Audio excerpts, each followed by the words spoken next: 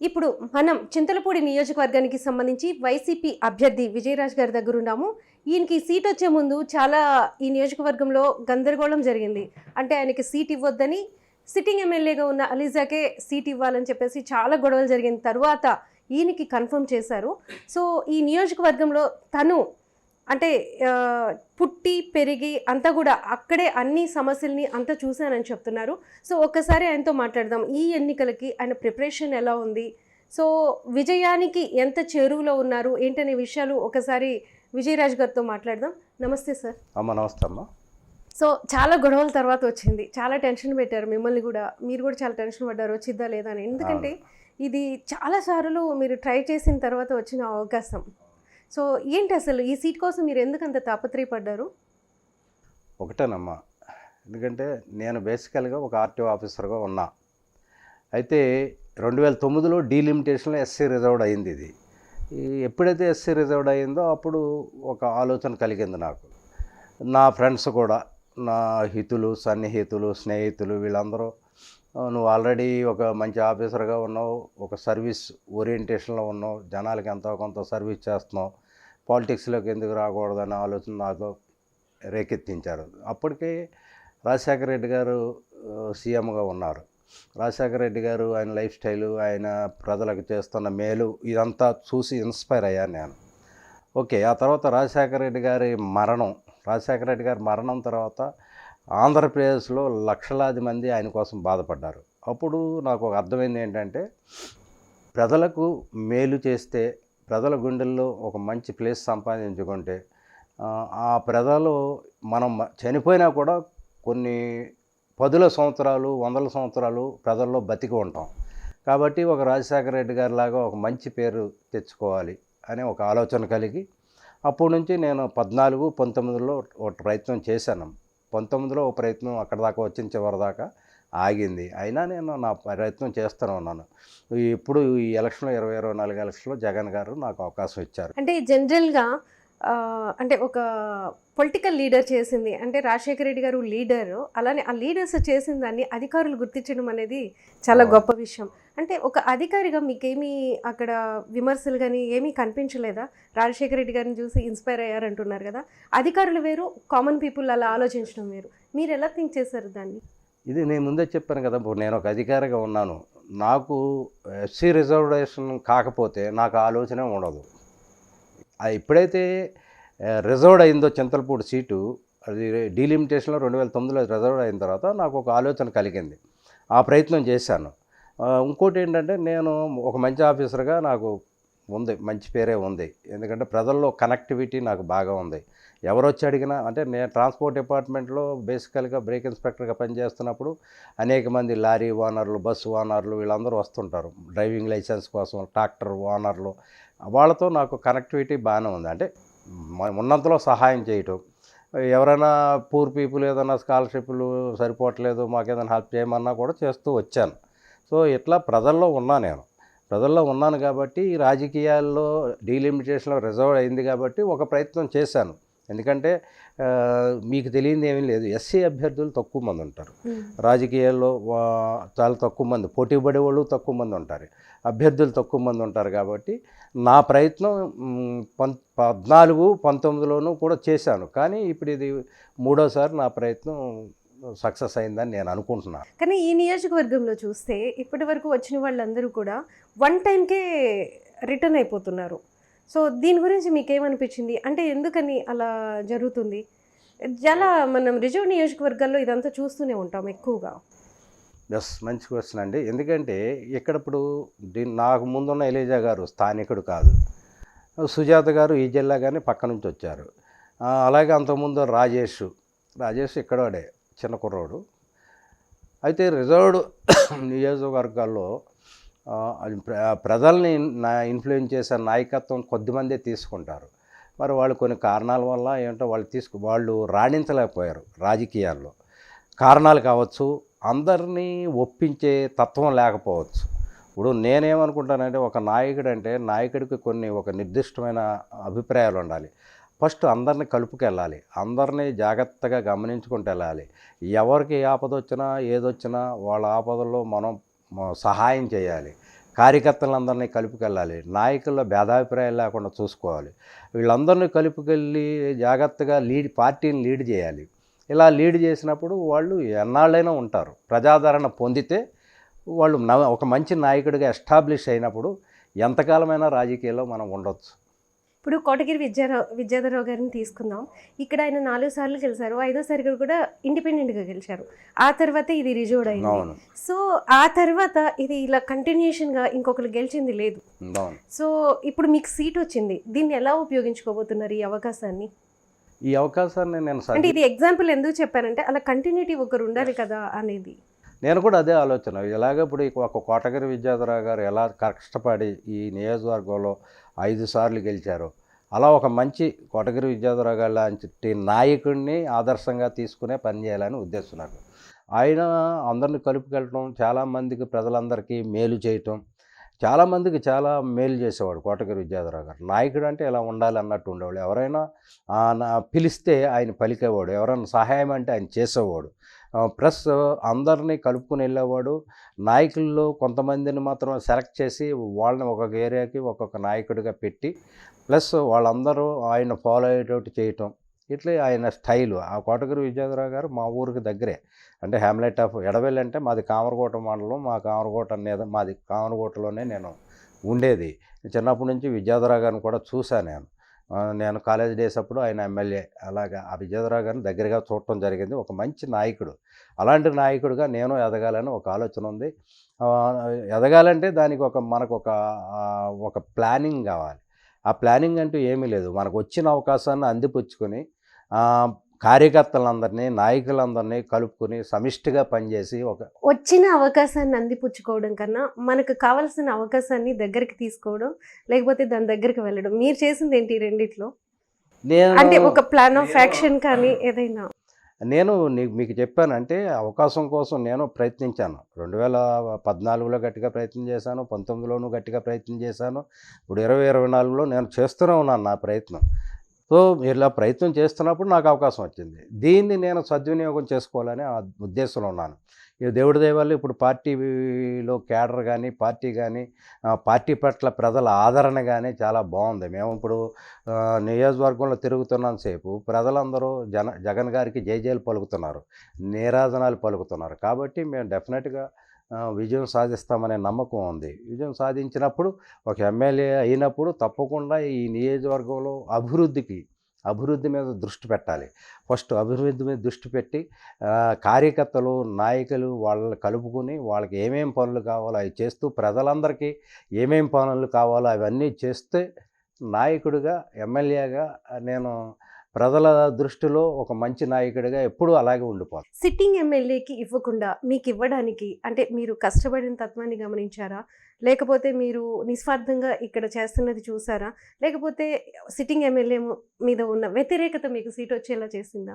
ఏది మీకు, ఏ పాయింట్ మీకు బాగా అనిపించింది? ఒక మాటలో చెప్పాలంటే సిట్టింగ్ ఎమ్మెల్యే గారు ఆయన ఫెయిల్యూరు. ఆ ఫెయిల్యూర్లో ఎవరిని ఎన్నుకోవాలంటే వడపోత కార్యక్రమంలో విజయరాజు అనే వ్యక్తి అయితే బాగుంటాడని సీఎం గారు భావించబట్టి, దీనికి రకరకాల టెస్టులు ఉంటాయి కాబట్టి మీకు తెలియదు ఏం కాదు, రకరకాల సర్వేలు, టెస్టులు, వీటిలన్నిటిలో స్థానికుడైన విజయరాజు ప్రజల్లో ఎప్పటి నుంచో ఉన్నాడు కాబట్టి విజయరాజుకి ఇద్దాం, మంచివాడు అనే ఆలోచనతో జగన్మోహన్ రెడ్డి గారు నన్ను దీవించి ఆశీర్వదించి ఇక్కడ చింతలపూడి నియోజకవర్గ ఎమ్మెల్యేగా ఇచ్చారు.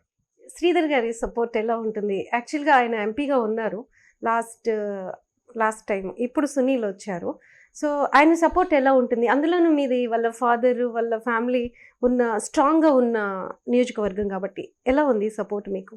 శ్రీధర్ గారి సపోర్ట్ చాలా బాగుందండి. శ్రీధర్ గారు కూడా నన్ను బలపరిచారు. ఎందుకంటే నేను స్థానికుడిని, మాది ఒకే ఏరియా, మాది కామరకోట, వారిది ఎడవెల్లు, అంటే దగ్గరే హ్యామ్లెట్ అనమాట. కాబట్టి శ్రీధర్ గారు ఫుల్ సపోర్ట్ ఉంది. ఆయన నన్ను బలపరిచారు. స్థానికుడు, విజయరాజు, పక్కా లోకల్ అనే ఒక నినాదం ఆయనే తీసుకొచ్చాడు. సో స్థానికుడిని కాబట్టి నా గురించి శ్రీధర్ గారికి కూడా తెలుసు. ఎందుకంటే నేను నెమ్మదిస్తుడిని, అందరిని కలుపుకెళ్ళేవాడిని అని అంటుంటారు ఆయనే. కాబట్టి శ్రీధర్ గారి సపోర్ట్ చాలా బాగా బలంగా ఉంది. ఆయన నా కోసం ఆ, దాదాపుగా అన్ని మండలాల్లో తిరుగుతున్నాడు. నా కోసం నన్ను గెలిపించడం కోసం అహర్నిశలు పనిచేస్తున్నాడు. మిమ్మల్ని పరిచయం చేసినప్పుడు కూడా చెప్పినట్టున్నారు కదా ఆయన వర్డ్స్. అవునండి. అవును. అంటే నేను దగ్గరుండి గెలిపించుకుంటానని చెప్పాడు. ఈ విజయరాజు స్థానికుడు పక్కా లోకల్ అనే నినాదం ఆయనే తీసుకొచ్చాడు. ఎందుకంటే గతంలో సుజాత గారు కానీ లేకపోతే ఎలీజా గారు కానీ బయట నుంచి వ్యక్తులుగా వాళ్ళు ప్రజలు చూశారు. వాళ్ళు అందుకనే ప్రజల్లో మమేకం కాలేకపోయారు, కనెక్టివిటీ లేక. ఎప్పుడైతే ఇప్పుడు నేను స్థానికుడిని, నాకు ప్రతి వాళ్ళతోనూ నాకు దాదాపుగా లక్షలాది మంది ప్రజలతో కనెక్టివిటీ ఉంది నాకు. విజయరాజు అంటే ఏళ్ల తరబడి తెలుసు వాళ్ళకి, ఒక ఆఫీసర్గా తెలుసు. నేను మా ఊర్లో వాళ్ళతో పాటు నాతో పాటు చదువుకున్న వ్యక్తుల దగ్గర నుంచి చిన్నప్పటి నుండి స్నేహితులు ఉన్నారు. అలాగే ఆఫీసర్గా పనిచేశాను. అందరితో కలిసిమెలిసి ప్రయాణం చేస్తూ వచ్చాను. కాబట్టి కొన్ని లక్షల మందితో నాకు కనెక్టివిటీ ఉంది. విజయరాజు అంటే అందరూ మనవాడు అనే భావం ఉంది, అందరవాడు అనే భావం ఉంది. ఇది నాకు బాగా ఉపయోగపడదు. ఇది స్థానికంగా మీరు ఇంత పని చేశారు, స్థానికుడు అనే భావం ఉన్నప్పుడు 19లో ఎందుకని సీట్ రాలేదు? బయట నుంచి తీసుకొచ్చుకున్న వ్యక్తికి ఎందుకు ఇచ్చారు? జగన్ గారు ఎందుకు మిమ్మల్ని కాదనుకున్నారు అప్పుడు? అప్పటికి నన్ను రమ్మన్నారు. నన్ను జగన్ గారు నాకే అవకాశం ఇచ్చి నన్ను రిజైన్ చేసి రమ్మన్నారు. అయితే నేనేంటంటే ఇంట్లో నా పరిస్థితులు అప్పటికి పిల్లలు సెటిల్ కాల. దాంతో నేను ఒక అడుగు వెనక వేశాను. నన్ను రమ్మన్నారు ముందు జగన్ గారు 2017లోనే రిజైన్ చేసి రమ్మన్నప్పుడు నేను ఇంటికి వచ్చి ఆలోచిస్తే నా భార్య పిల్లలు సెటిల్ అవ్వలేదు, ఈ పరిస్థితుల్లో ఎలక్షన్కి మనం వెళ్ళాలా వద్దా అని అంటే ఎంత గెలిచి రచ్చగెలవాలి. కాబట్టి నా భార్య ఆలోచనల మేరకు కొంతకాలం ఆగాను. ఎందుకంటే నాకు 2 ఆడపిల్లలు 2 మగపిల్లలు. ఆడపిల్లలు పెళ్ళిళ్ళు చేసి వెళ్ళమన్నారు. సో నేను ఆడపిల్లలు పెళ్ళిళ్ళు చేసి వెళ్ళసాకి చూశాను. ఈ లోపల మరి నా కోసం పార్టీ ఆగదు కాబట్టి ఎలీజా గారు ఐఆర్ఎస్ కాబట్టి ఆయనకి ఇచ్చారు. ఇచ్చిన తర్వాత కూడా లాస్ట్ మినిట్లో ప్రశాంత్ కిషోర్ గారు ఇక్కడ టైట్ ఫైట్లో విజయరాజు తప్ప ఇంకెవరు గెలవరని స్టేట్మెంట్ ఇచ్చారు ప్రశాంత్ కిషోర్ గారు. అప్పుడు కూడా నాకు ప్రశాంత్ కిషోర్ గారు విజయరాజుని తీసుకుందామనే సజెషనే చేశారు. అప్పుడు కూడా నన్ను జగన్మోహన్ రెడ్డి గారు పిలిచారు. ఇక ఈ లోపల అప్పటికే అయితే ఐఆర్ఎస్ రిజైన్ చేసి వచ్చాడు, 1 ఇయర్ ప్రజల్లో ఉన్నాడనే ఉద్దేశంతో ఆయనకి ఇచ్చారు. అట్లా కానీ ప్రశాంత్ కిషోర్ గారి లిస్టులో అయితే నేనే ఉన్నా 2019లో కూడా. నేను జగన్మోహన్ రెడ్డి గారు పిలిచిన వెంటనే వెళ్ళలేకపోయాను. ఈరోజు నా పిల్లలు ఓకే సెటిల్ అయ్యారు. మా పెద్ద అబ్బాయి ఐపీఎస్. అదే కుటుంబ నేపథ్యం ఏంటి అంటే మీ ఫాదర్ దగ్గర నుంచి? నా భార్య టీచర్ అండి, నేను ఒక ఆర్టీఓ ఆఫీసర్ని, మా నాన్నగారు ఒక retired teacher, elementary school teacher. చిన్న కుటుంబమే. నా చిన్నప్పుడు మేము కష్టపడి చదువుకున్నాం. మా నాన్నగారు సింగిల్ శాలరీ కాబట్టి మేము 5గురం కాబట్టి ఆయన చాలా కష్టపడి పెంచారు. అలాగా నెమ్మదిగా అంటే ఒక చిన్న కుటుంబం నుంచి అంచెలంచెలుగా ఎదిగి నాకు 2 ఆడపిల్లలు, వాళ్ళు బాగానే చదువుకున్నారు, వాళ్ళు పెళ్ళిళ్ళు అయినాయి. 2 మగపిల్లల్లో పెద్దబాబు ఐపీఎస్ ఆఫీసరు, డైరెక్ట్ ఐపీఎస్ 2020లో ఐపీఎస్ సెలెక్ట్ అయ్యాడు. 23 ఏళ్ళకే ఐపీఎస్. తమిళనాడు స్టేట్లో ఎడిషనల్ ఎస్పీగా కన్యాకుమారి జిల్లాలో పనిచేస్తున్నాడు. చిన్న బాబు ఏమో ఐఐటి చెన్నై ప్రొడక్ట్, అతను కూడా సివిల్స్ ప్రిపరేషన్లో ఉన్నాడు. అందరూ సివిల్ సర్వెంట్స్. పాపలు, మా పెద్ద పాపనేమో కొయ్య మోషన్ రాజు గారని ఎమ్మెల్సీ చైర్మన్గా ఉన్నారు, కౌన్సిల్. వాళ్ళ అబ్బాయికి ఇచ్చామండి. సో ఈ రకంగా అప్పుడు 19లో ఆగటం వల్ల నా పిల్లలు సెటిల్ అయ్యారు. ఆడపిల్లలు పెళ్ళిళ్ళు చేయగానే మొత్తానికి ఇంట్లో మీ వైఫ్ చెప్పింది విన్నారు? అంటే విన్నాను. ఇంట గెలిచే రచ్చగలవాలనే ఉద్దేశంతోనే నా వైఫ్ చెప్పింది విన్నానండి. విని తర్వాత ఇక అన్ని దేవుడు కూడా అవకాశం ఇచ్చాడు. 2024లో జగన్మోహన్ రెడ్డి గారు కూడా అవకాశం ఇచ్చి పిలిచారు. ఇక నేను స్థానికుడిగా ఇప్పుడు ప్రజల్లోకి వెళ్ళబోతున్నాను. ఇప్పుడు ఆర్టీఐ అంటే తెగ సంపాదించేసి ఉంటారు రా అని అనుకుంటారు, అందుకే పొలిటికల్ దీంట్లోకి వచ్చారు, ఈ లైన్లోకి అనుకుంటారు. మీరేమంటారు దాన్ని? అది నేను అలా అనుకుంటే నేను దాంట్లోనే ఉండేవాడిని. నా మోటో ఫస్ట్ నుంచి కూడా ప్రజలకి ఎంతో కొంత సేవ చేయాలనే. అంటే నిజమైన కీర్తిశేషుడు అంటే మనం చనిపోయిన తర్వాత కూడా మన గురించి చాలా మంచోడని కొన్ని సంవత్సరాల పాటు చెప్పుకోవాలి. అది కీర్తిశేషులు అంటే. నా ఉద్దేశం ఫస్ట్ నుంచి కూడా ప్రజలకు ఎంతో కొంత మేలు చేయాలి, ప్రజల్లో ఒక మంచి పేరు కావాలి, దానికే ఇంపార్టెన్స్ ఇచ్చాను తప్ప నేను ఏ రోజు దేనికి. మీరు రాజశేఖర్ రెడ్డి గారిని చూసి ఇన్స్పైర్ అయ్యాను అన్నారు. జగన్మోహన్ రెడ్డి గారిలో ఏం చూశారు? ఎందుకు వైసీపీని మీరు సెలెక్ట్ చేశారు? ఎగ్జాక్ట్, మంచి క్వశ్చన్. రాజశేఖర రెడ్డి గారు ఒక అడుగు వేస్తే జగన్మోహన్ రెడ్డి గారు 10 అడుగులు వేశారండి. ఎట్లా అంటే జగన్మోహన్ రెడ్డి గారు ఆయన పాదయాత్రలో ఈ పేద ప్రజల యొక్క కష్టాలు కన్నీళ్లు చూశాడు ఆయన, ఆకలి దప్పులు చూశాడు, పేదవాడు తినకుండా కూడా పస్తులుండి కూడా పిల్లలను చదివించుకోవటం చూశాడు, అనేక మంది పేదవాళ్ళు ఆంధ్రప్రదేశ్లో విలవల్లాడటం చూశాడు ఆయన. ఆయన ఏం చేశాడంటే చాలా వినూత్నమైన ప్రణాళికను ఏర్పాటు చేసుకున్నాడు. అంటే పరిపాలనలో తనకంటూ ఒక ముద్ర వేయదలుచుకున్నాడు ఆయన. ఏం చేశాడంటే తను సీఎం అవ్వగానే దాదాపు 2,50,000 మంది వాలంటీర్లను సెలెక్ట్ చేసి ఒకేసారి ఆంధ్రప్రదేశ్లో పేదవారికి సహాయం చేయటం కోసం వాలంటీర్లని 2,50,000 మందిని సెలెక్ట్ చేసుకొని వాలంటీర్ వ్యవస్థను తీసుకొచ్చి ఆ 2,50,000 మంది కుటుంబాలకు గౌరవ వేతనం ఇచ్చి ఆ 2,50,000 కుటుంబాలను ఫస్ట్ ఆదుకున్నాడు. ఆ తర్వాత వాళ్ళ ద్వారా వృద్ధులకు, వికలాంగులకు పెన్షన్ ఇంటింటికి పంపటం, ఇట్లా అలాగే ఈ సంక్షేమాన్ని ప్రతి గడపకు పంపటం అద్భుతంగా చేశాడు. మేము ఒకప్పుడు స్వాతంత్ర అనంతరం, స్వాతంత్రం రాకముందు ఆంధ్రప్రదేశ్లో కానీ భారతదేశంలో కానీ మిషనరీస్ క్రైస్తవ మిషనరీస్ ఒక సర్వీస్ చేశాయి, సేవ, విద్యను అందించేది, వైద్యాన్ని అందించాయి. మీకు చూసే ఉంటారు. అనేకమైన సిఎస్ఐ, క్యాథలిక్ ఈ మిషనరీస్ విదేశాల నుండి వచ్చి ఇక్కడ లేని వాళ్ళకి, ముఖ్యంగా దళితులకు, గిరిజనులకు వాళ్ళు స్కూల్స్, మారుమూల పల్లెల్లో స్కూల్స్ ఓపెన్ చేయటం, హాస్పిటల్స్ ఓపెన్ చేయటం, అలాంటి పనులు చేసి మిషనరీస్ చాలామంది ఎస్సీ, ఎస్టీ, బీసీ పీపుల్కి చదువులు చెప్పి వైద్యం అందించిన చరిత్ర ఉంది ఆంధ్రప్రదేశ్కి. అలా ఒక మిషనరీ లాగా ఈయన జగన్మోహన్ రెడ్డి గారు పేద ప్రజలకు ప్రభుత్వాన్ని ఒక మిషనరీ సంస్థలాగా ఎగ్జాక్ట్లీ ప్రభుత్వాన్ని ఒక మిషనరీ ఎయిమ్తో, అంటే ఆయన ఒక విజన్తో పనిచేశాడు.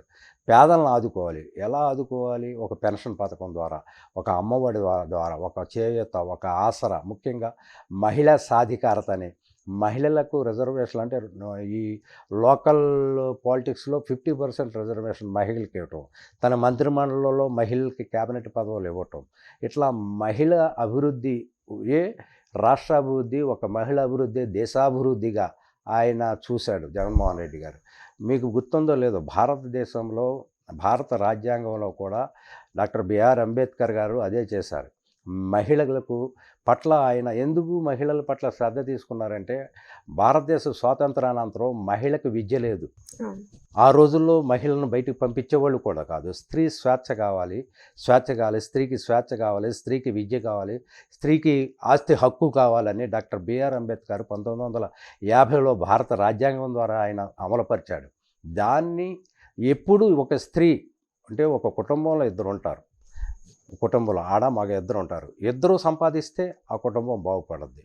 అలా కానీ ఆ రోజుల్లో భారతదేశ సంస్కృతి అలా లేదు. డాక్టర్ బిఆర్ అంబేద్కర్ భారత రాజ్యాంగం ద్వారా దాన్ని రూపుమాపారు. తర్వాత మన జగన్మోహన్ రెడ్డి గారు ఏం చేశారంటే, మహిళా సాధికారత పట్ల ఆయన సానుకూలంగా స్పందించి మహిళలను ఆదుకుంటే, అది చేయూత కావచ్చు, ఆసరా కావచ్చు, అమ్మఒడి కావచ్చు, మహిళను ఆదుకోవడం ద్వారా, మహిళ తన కాళ్ళ మీద తాను నిలబడటం ద్వారా ఈ రాష్ట్ర చరిత్రను మార్చొచ్చు అనేది జగన్మోహన్ రెడ్డి గారి నినాదంగా తీసుకుని మహిళలకు సపరేట్గా ఆయన ఆదరణ కలుగజేశాడు. 5 సంవత్సరాల క్రితం వరకు అనుకునే వాళ్ళం, అంటే గవర్నమెంట్ హాస్పిటల్స్ని బాగు చేయొచ్చా, గవర్నమెంట్ స్కూల్స్ని బాగు చేయొచ్చా అని అనుకునే వాళ్ళం. 5 సంవత్సరాల క్రితం చరిత్ర వేరు, ఇప్పుడు వేరు. ఆ కంపారిజన్ యాజ్ ఏ ఆఫీసర్గా మీరు చదువుకున్నప్పటి నుంచి ఈ 5 సంవత్సరాలు ఒకసారి ఏమనుకుంటున్నారు మీరు? చాలా మార్పు వచ్చింది. చాలా మార్పు ఎందుకు వచ్చిందని నేను ముందే చెప్పాను కదా. ఈ జగన్మోహన్ రెడ్డి గారు చాలా పాజిటివ్గా, ఎలా అంటే ఒక విద్యని, ఒక వైద్యాన్ని, ఏ రాష్ట్రం అయితే వైద్య రంగాల్లో చక్కగా అందరికీ సమానంగా కలుగజేసి ఫ్రీ ఉచిత విద్య, ఉచిత వైద్యం లాంటిది ఇచ్చారో ఆ రాష్ట్రంలో ప్రజలందరూ హ్యాపీగా ఉంటారు. ముఖ్యంగా విద్యా వ్యవస్థలో సమూలంగా మార్పులు తీసుకొచ్చాడు ఆయన. ఎలా తీసుకొచ్చాడంటే, విద్యలో మన ఒక తెలుగు మీడియం ఉంది. ఇక్కడ ఈ తెలుగు మీడియంలో చదువుకున్న వాళ్ళు ఢిల్లీ దాకా వెళ్ళి యూపీవీఎస్సీలో రాణించలేకపోతున్నారు. కాబట్టి ఇక్కడ ఏంటి లోపమని ఆయన చూశాడు. ఎందుకంటే డ్రాప్ అవుట్లు ఎక్కువ ఉంటున్నాయి. పేదవాడి చదువులో డ్రాప్ అవుట్స్ ఉంటాయి. ఎందుకు డ్రాప్ అవుట్స్ ఉంటాయంటే, 7వ తరగతి నుంచి లేదా 10వ తరగతి దాకా పేదవాడి పిల్లలు చదువు ఆపేస్తారు. ఆపేసి ఇక ఆ తర్వాత వాళ్ళు చదివించడానికి పేదవాడి దగ్గర డబ్బులు ఉండవు.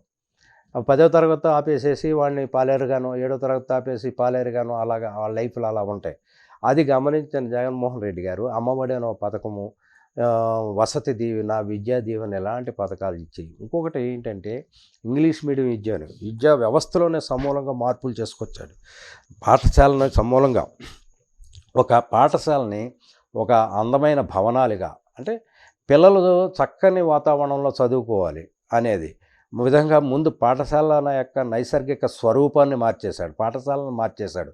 పిల్లలు చక్కగా చదువుకునే ఆ అట్మాస్ఫియర్ అదే పేద ధనిక అని డిఫరెన్స్ లేకుండా అందరికీ ఎస్ uniform. పేదవాడి పిల్లలకే, ముఖ్యంగా గవర్నమెంట్ స్కూల్స్ అంటే పేదవాడి పిల్లలే. పేదవాడి ఈ పిల్ల రోజు అందరూ వస్తున్నారు, పోటీలు పడుతున్నారు అంటున్నారు. Yes. ఇవాళ పేదవాడి పిల్లలు కార్పొరేట్ స్కూళ్ళను మించిన స్థాయిలో ఉన్న ప్రభుత్వ స్కూళ్ళలో చదువుతున్నారు. మెరుగైన విద్యా వసతులు ఉన్నాయి, మెరుగైన విద్య ఉంది, ఇంగ్లీష్ మీడియం విద్య ఉంది, అలాగే భవనాలు, అందమైన భవనాలు ఉన్నాయి. ముఖ్యంగా డిజిటల్ క్లాస్ రూమ్లు, అంటే ఈవెన్ కార్పొరేట్ క్లాస్ రూమ్లు కూడా అలా ఉండవు.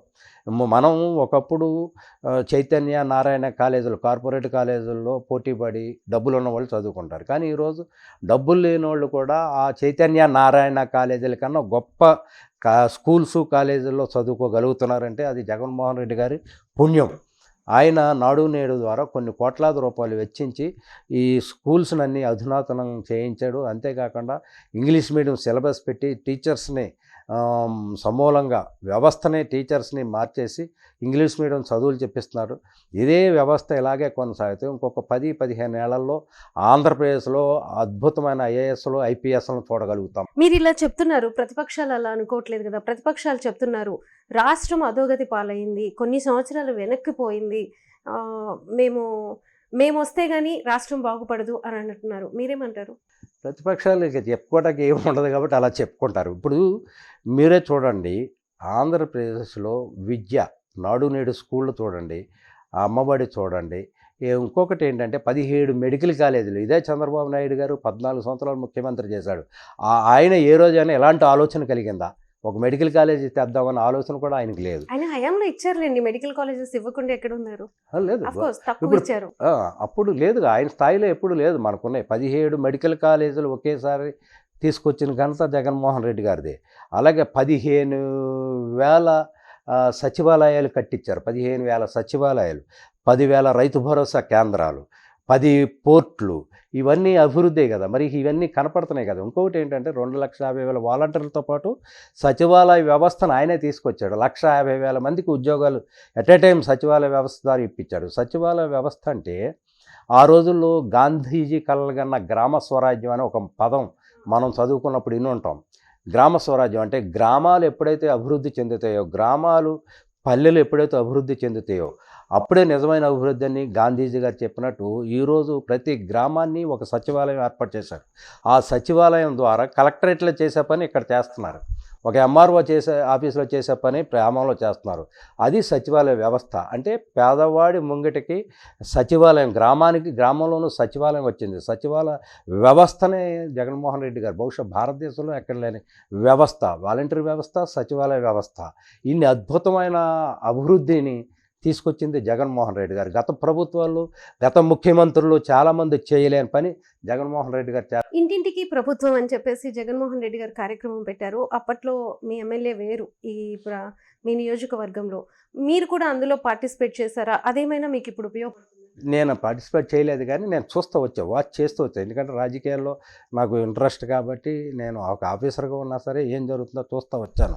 గడప గడపకు ప్రభుత్వం అని వీళ్ళు ఎమ్మెల్యే గారు వీళ్ళందరూ వెళ్ళి ప్రతి ఇంటికి వెళ్ళి, అమ్మ ఇగో మీ ఇంట్లో మీకు ఏం సదుపాయాలు, ప్రతి ఇంటికి కూడా ఇదిగో నీకు అమ్మఒడి ఎంత వచ్చింది, ఆసరా ఎంత వచ్చింది, చేయూత ఎంత వచ్చింది, మీ ఇంట్లో దీవెన ఎంత వచ్చింది, ఎట్లాంటి కార్యక్రమాల ద్వారా మీ ఇంటికి ఇప్పటికే సగటున 4 లక్షలు వచ్చింది, ఇంకొకటి సొంత ఇంటికి ఇన్ని లక్షలు మంజూరు అయింది అనేది, ఇట్లా ప్రతి ఇంటికి ప్రతి గడపకి ఆ ఇంట్లో ఎంత లబ్ధి చేకూరిందని ప్రతిదీ ఒక నోట్స్ ప్రిపేర్ చేసి ఇస్తే చాలామంది ఆశ్చర్యపోయారు. ఏంటి నిజంగా ఇంత తీసుకున్నామా మనం, ఇంత అభివృద్ధికి, ఇన్ని వసతులు మనకు వచ్చినాయని అభివృద్ధి అలా తీసుకుని ప్రతి ఒక్క లబ్ధిదారుడు ఓకే ఈ ప్రభుత్వం నాకు ఇంత సహాయం చేసింది అనే ఆలోచన గడప గడప ద్వారా ప్రతి లబ్ధిదారుడికి వాళ్ళు చూపించటం జరిగింది. ఒక వ్యక్తిగా, అధికారిగా మీరు మీ ప్రాంతంలో స్థానికంగా చాలా మందికి తెలుసని మీరు అనుకుంటున్నారు.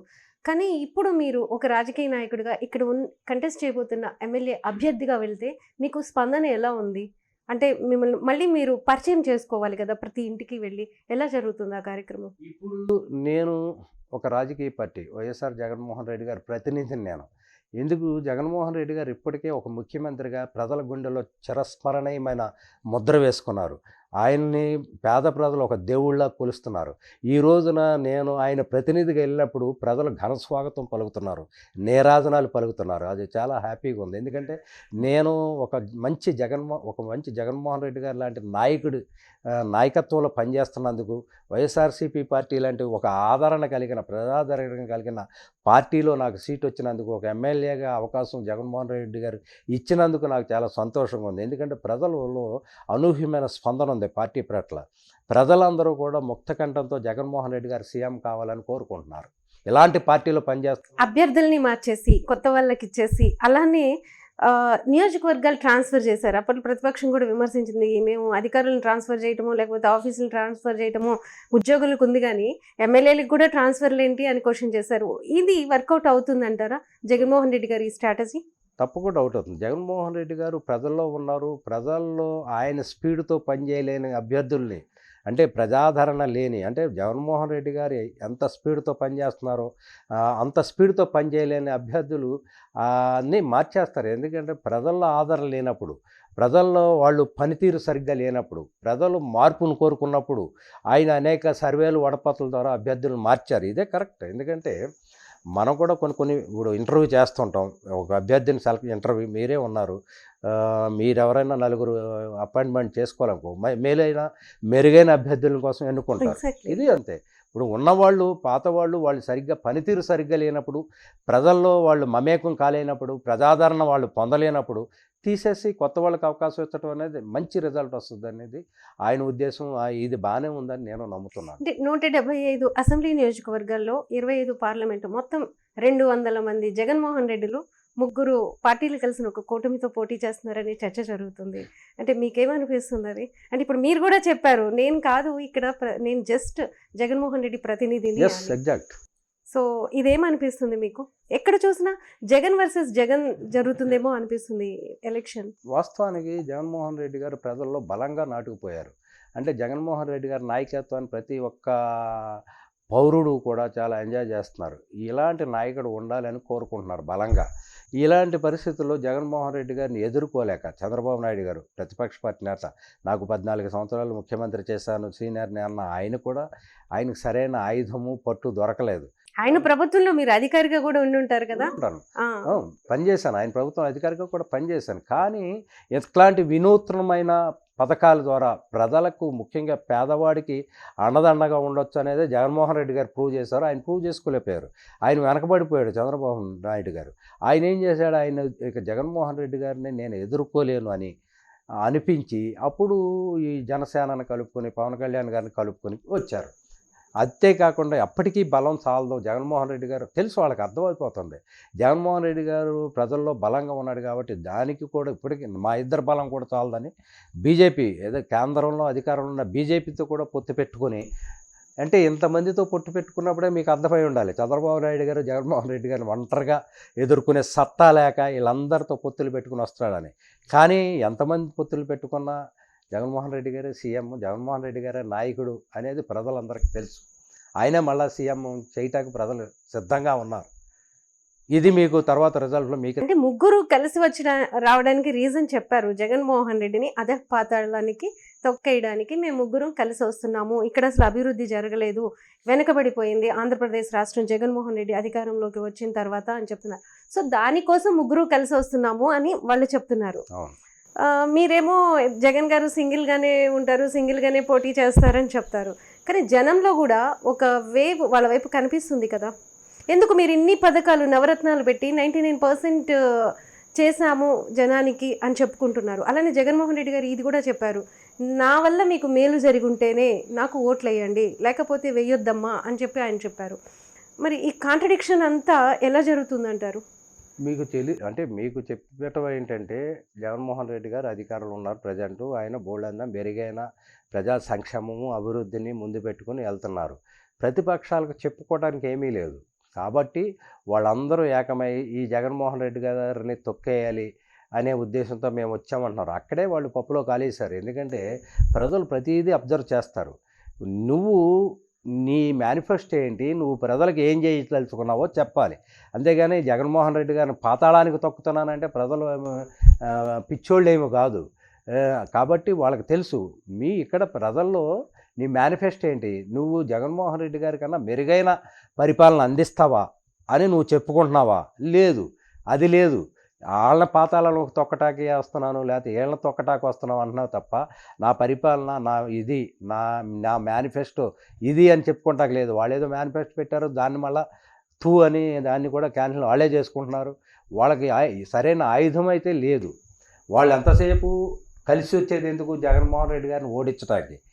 ఎందుకు ఓడించాలి అంటే జగన్మోహన్ రెడ్డి గారు ప్రజలకు మెరుగైన సేవలు అందిస్తున్నారు, అద్భుతమైన సంక్షేమాన్ని ఇస్తున్నారు, అభివృద్ధిని ఇస్తున్నందుకు ఆయన్ని ఓడిస్తారా ప్రతిపక్షాలు అని ప్రజలందరూ ఆ రకంగా ఆలోచిస్తున్నారు. వై నాట్ 175 అనేది అతిశయోక్తి కాదంటారా?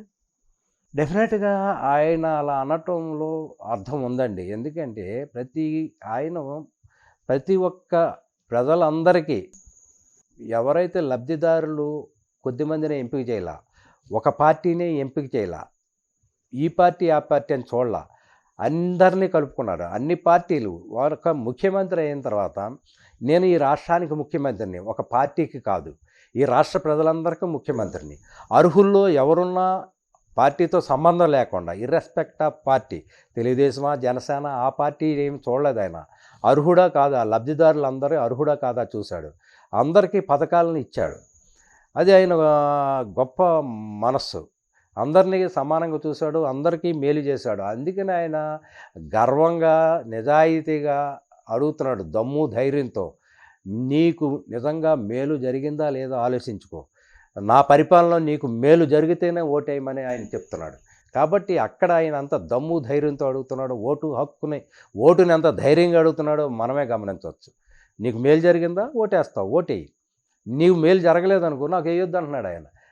అంటే ప్రజారంజకమైన పరిపాలన నేను అందించాను కాబట్టి మళ్ళా మీరు నాకే ఓటేసి నన్ను సీఎం చేయమని ఆయన అడుగుతున్నాడు. ఆయన అడిగే దాంట్లో న్యాయం ఉంది, ధర్మం ఉంది. మందు దాగే మగ వ్యక్తి ఎవరు కూడా జగన్మోహన్ రెడ్డికి ఓటేయరంట. ఇది ఒక పెద్ద డిస్కషన్ జరుగుతుంది. అందులోనూ మద్యపాన నిషేధాన్ని దశల వారీగా చేస్తామని చెప్పేశారు, అంటే క్లోజ్ చేస్తామని. బట్ అది కూడా ఫుల్ఫిల్ అవ్వలేదు. నవరత్నాల్లో మీరు 8 ఇచ్చి 1 ఇవ్వకపోయినా ఇవ్వందే చూస్తారు ఎవరైనా. సో ఆ డిస్కషన్ జరుగుతుంది. దాని మీద మీరేమంటారు? ఈ మద్యపానం అనేది ఒకప్పుడు ఆంధ్రప్రదేశ్లో వచ్చింది, కానీ అదే చంద్రబాబు నాయుడు గారు ఏం చేశారు, దాన్ని తూట్లు పొడిచారు. ఎన్టీఆర్ సమయంలో ఇచ్చారు, కానీ అప్పుడు కూడా వారుణి వాహిని ఆ తర్వాత మద్యపానం మీద చంద్రబాబు నాయుడు గారు వెనక్కి తగ్గారు. ఈ మద్యపానం మీద జగన్మోహన్ రెడ్డి గారు ఇప్పుడు కాకపోయినా రేపైనా అన్నీ ఒకేసారి ఎవరు చేయలేరు. ఈ రోజున ఆయన మేనిఫెస్టో దాదాపు 90% చేయగలిగారు. కొంత టైం పడుతుంది ప్రతిదానికి. అందుట్లో మద్యపానం అనేది అది సమస్య. మరి రాష్ట్రంలో చాలామంది దాన్ని కోరుకుంటారు. అంటే మద్యపానాన్ని కొంతమంది కోరుకుంటారు, అది ఉండాలని కొంతమంది కోరుకుంటారు. ఇలాంటి కాంట్రడిక్షన్ సమస్యను చాలా జాగ్రత్తగా ఆలోచించి ఆచితూచి వేయాల్సిన అవసరం ఉంది. కాబట్టి మరి భవిష్యత్తులో జగన్మోహన్ రెడ్డి గారు అంటే అంత డిజిటలైజేషన్ వైపు వెళ్తుంటే ఈ మందు కూడా ఓన్లీ పేమెంట్, క్యాష్ పేమెంట్ ఏంటి అనేది జరుగుతున్న చర్చ. అసలు అది అర్థం కాని ఒక సబ్జెక్ట్ లాగా అయింది. అదేమంటారు? ఇప్పుడు మీరు అంటున్నారు కదా, ఆయన నేరుగా బై క్యాష్ బై హ్యాండ్ ఎవరికి ఇవ్వట్లా, అకౌంట్లో వేస్తున్నారు. ఇప్పుడు కొన్ని లక్షలాది మంది కుటుంబాలకి జీరో అకౌంట్లో ఉన్న వాళ్ళని లక్షాధికారులను చేశారు. డైరెక్ట్గా నేరుగా దళారీ వ్యవస్థ లేకుండా, లంచగొండ వ్యవస్థ లేకుండా అక్కడ బటన్ నొక్కగానే నేరుగా వాళ్ళ అకౌంట్లోకి అమౌంట్లు వెళ్తున్నాయి. మధ్యలో అది క్యాషే, కానీ మధ్యలో ఎవరైనా ఇంతకుముందు ఏం జరిగేది, దళారులు మధ్యలో ఉండేవాళ్ళు. కింద స్థాయికి వచ్చేపాటికి 100 రూపాయలు 20 రూపాయలే వెళ్ళేది, మిగతా 80 రూపాయలు నొక్కేసేవాళ్ళు. ఇప్పుడు అది లేదు, డైరెక్ట్గా మీ అకౌంట్లోకి నేరుగా వెళ్తుంది. కాబట్టి ఎక్కడ దళారీ వ్యవస్థ లేదు, లంచగొండ వ్యవస్థ లేదు, ప్రజలకి నేరుగా చేరుతున్నాయి. ఇది ఒక గొప్ప అద్భుతమైన ప్రక్రియ. నేను అడిగింది అది కాదు. లిక్కర్ విషయంలో ఎందుకు క్యాషే పేమెంట్స్ చేయమంటున్నారు, డిజిటలైజేషన్ ఎందుకు వద్దంటున్నారు అక్కడ అనేది ఒక క్వశ్చన్ ఇక్కడ చాలా మందికి అది వస్తుంది. అది ఎలా, ఎందుకని అది పెట్టారు క్యాష్ పేమెంట్స్ చేయమని? మీరు ఒకటి గమనించండి, పల్లెటూరుల్లో ఈ మద్యపానం ఎవరైతే తాగుతారంటే వాడు రోజంతా కష్టపడతాడు. రోజంతా కష్టపడితే వాడికి ఏమి ఈ అమౌంట్ నేరుగా వాడి చేతిలోకి ఉంటుంది. వాడు ఏం చేయాలి, వాడు డైరెక్ట్గా కొనుక్కోవాలి. పేదవాడు ఈ ఆంధ్రప్రదేశ్లో కానీ భారతదేశంలో కానీ పేదవాళ్ళు ఎక్కువ. అంటే పేదవాడు ఏం చేస్తాడు, కూలి పని చేసుకుంటాడు, కూలికి వెళ్తాడు. ఒక 500 వస్తే వాడు ఒక 150 రూపాయలు 200 వాడి కోసం ఖర్చు పెట్టుకుంటాడు. వాడు నేరుగా క్యాష్ ఇచ్చే కొనుక్కోవాలి. కాబట్టి వాడి కోసం, అలాంటి వాళ్ళ కోసమే ఈ ప్రక్రియ. లేదు, అందరి కోసం అదే చేశారు. అదే ఇప్పుడు ప్రతిపక్షాలు చేస్తున్న క్వశ్చన్ కూడా. ఈ విమర్శ ఏంటంటే వాళ్ళకి ఇంక ఈ విమర్శ లేనప్పుడు ఇలాంటివి చూస్తారు. కానీ నేను చెప్పేది ఏంటంటే, అంటే నేను విలేజ్ స్థాయిలో ఉంటాను కాబట్టి నేను చెప్తున్నా, విలేజ్ స్థాయిలో ఈ రోజున తాపీ మేస్త్రి కానీ ప్రతి కార్మికుడు, వ్యవసాయ కూలి వాళ్ళు క్యాష్ ఇచ్చి తీసుకెళ్తారు. కాబట్టి వాళ్ళ కోసమనే వాళ్ళకి అందుబాటులో అలాంటి కార్మికుడి కోసం, కర్షకుడి కోసం, వ్యవసాయ కూలీల కోసం ఇలాంటి వ్యవస్థే ఉండాలి. కాబట్టి ప్రభుత్వం ఇలాంటి వ్యవస్థ ఈ ఎలక్షన్లో మీరు ఏ ఎజెండాతో ఎన్నికలకి వెళ్ళబోతున్నారు? అంటే జనానికి ఇప్పుడు ఏం చెప్తున్నారు? మీ నియోజకవర్గానికి ఏం అభివృద్ధి చేస్తానని చెప్తున్నారు? మీరు రాబోయే కాలంలో గెలిస్తే మీరు చేయాల్సిన పనులు ఏమున్నాయి? మీ అబ్జర్వేషన్స్ ఏంటి? చింతలపూడి నియోజకవర్గం నా డ్రీమ్ ఏంటంటే, చింతలపూడి నియోజకవర్గంలో చింతలపూడి ఎత్తిపోతల పథకం అనేది ఆగిపోయి ఉంది. ఆ చింతలపూడి ఎత్తిపోతల పథకాన్ని జగన్మోహన్ రెడ్డి గారు నోటీసులో పెట్టి మా సీఎం గారి చేత 5 ఆమోదింపచేసి, సంవత్సరాల్లో పెట్టలేదా? పోయిన సంవత్సరం దానికి ఫండ్ ఇవ్వలేదు, ఆగిపోయి ఉంది. ఇప్పుడు దాన్ని గాన మనం దాన్ని సక్సెస్, ఆ పథకం ఎత్తిపోతల పథకాన్ని కానీ తీసుకొస్తే, కంప్లీట్ చేయగలిగితే యాజ్ ఏ ఎమ్మెల్యేగా నా జీవితం ధన్యమైందని నేను అనుకుంటాను. It's my dream.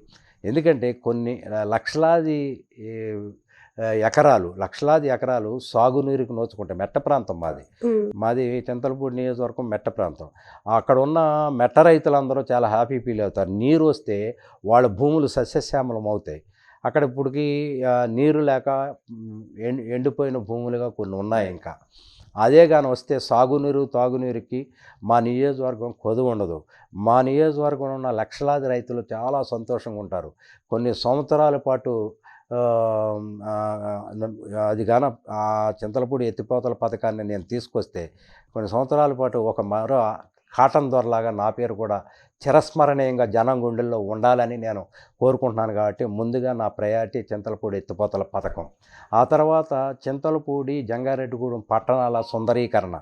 ఆ పట్టణాలను సుందరీకరణ ప్రత్యేకమైన నిధులు తీసుకొచ్చి చింతలపూడి టౌను, జంగారెడ్డిగూడెం టౌన్ని బ్యూటిఫికేషన్ చేయగలిగితే ఆ టౌన్స్ చాలా సుందరంగా ఉంటాయి. చక్కని ఫెసిలిటీస్ ఉంటాయి. ముఖ్యంగా అక్కడ కొన్ని పార్కులని, సెంట్రల్ లైటింగ్ అని, ముఖ్యంగా ఇండోర్ స్టేడియం పిల్లలు ఆడుకోవటానికి ఇట్లాంటివి తీసుకొచ్చి అలా చేయాలని, అభివృద్ధిలో చింతలపూడిని అగ్రభాగాన ఉంచాలని. ఎందుకంటే సీఎం గారు అడిగితే చేసే మనిషి, ప్రజల కోసం అడిగితే ఆయన వెంటనే ఒప్పుకుంటారు.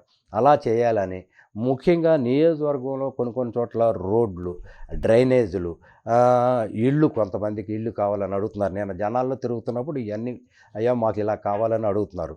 కొన్ని చోట్ల తాగునీరు విషయంలో కొన్ని ఏర్పాటు చేయాల్సిన అంశాలు ఉన్నాయి.